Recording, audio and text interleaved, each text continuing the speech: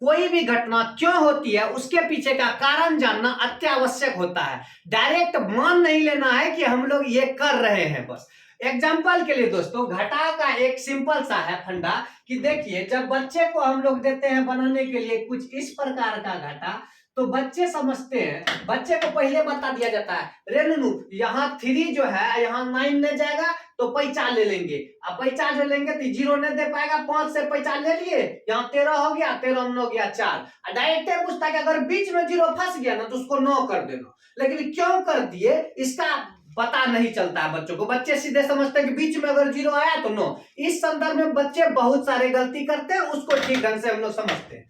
दोस्तों, जोड़ या घटा कुछ चीजों को समझने के लिए हमको अंकों को अच्छे से समझना होगा। देखिए, यहाँ पे ये 3 लिखा हुआ है, लेकिन यहाँ पे ये 5 लिखा हुआ है, लेकिन सिर्फ 5 दिख रहा है, ये एक्चुअली में बहुत कुछ और लिखा हुआ है। अब समझते हैं, बचपन से ही हम लोग पढ़े हैं इकाई, दहाई, सैकड़ा, हजार। अब देखिए, तो ये 3 क्या हो गया, इकाई। इकाई को दोस्तों हम लोग कहते हैं एकटकिया। क्या कहते हैं, एकटकिया। खाली इसके पास क्या रहता है, एकटकिया। जो दहाई है उसको हम लोग बोलते हैं 10 टकिया, खाली उसके पास क्या रहता है, 10 टकिया और कोनो पैसा नहीं। और जो ये है सैकड़ा, उसके पास खाली रहता है नमरी, और नमरी के सिवा उसके पास कुछ नहीं।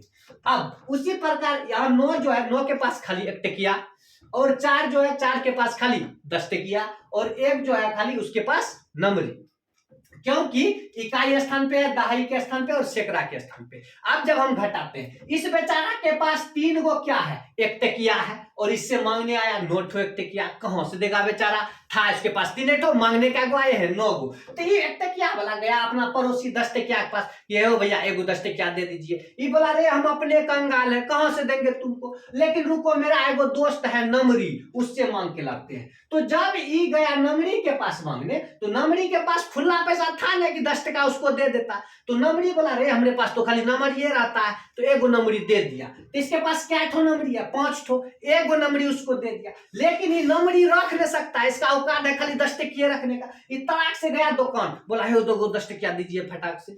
तो ये 1 नमरी का क्या गो 10 टकिया मिल गया इसको, 10 ठो। तो बेचारा के पास अब क्या गो 10 टकिया हो गया, 10 ठो 10 टकिया हो गया।